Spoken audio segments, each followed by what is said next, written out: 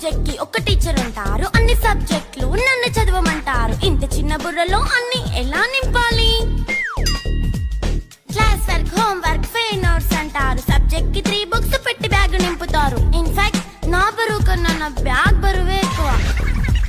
క్వశ్చన్లు, ఆన్సర్లు, సర్ప్రైజ్ టెస్టులు తమ్మి దాటుకొని మళ్ళీ స్కూల్ వ్యాన్ ఎక్కేసి అమ్మయ్య ఇక ఇంటికి వచ్చేసామనుకుంటే మార్క్స్ తక్కువ వస్తే చెయ్యాలి అసైన్మెంట్. రిపోర్ట్ కార్డ్ చూపిస్తే ఇంట్లో ఉన్న పనిష్మెంట్. హోమ్ వర్క్ చేయమంటూ మమ్మీ చంపుతుంటుంది. ట్యూషన్ టైం అయిందని డాడీ తరుముతుంటాడు. డాన్స్ క్లాస్ కి వెళ్ళమని తాతయ్య తిడతాడు. స్నాక్స్ తిని వెళ్ళమని నాన్నమ్మ ఆపుతుంది. ఇక అన్నీ అయిపోయాక కాసేపు టీవీ చూద్దామంటే మమ్మీ ఎంట్రీ ఇచ్చింది. బెడ్ యొక్క మంది చిన్న నాప్ తీసేలోపు తెల్లారిపోయింది.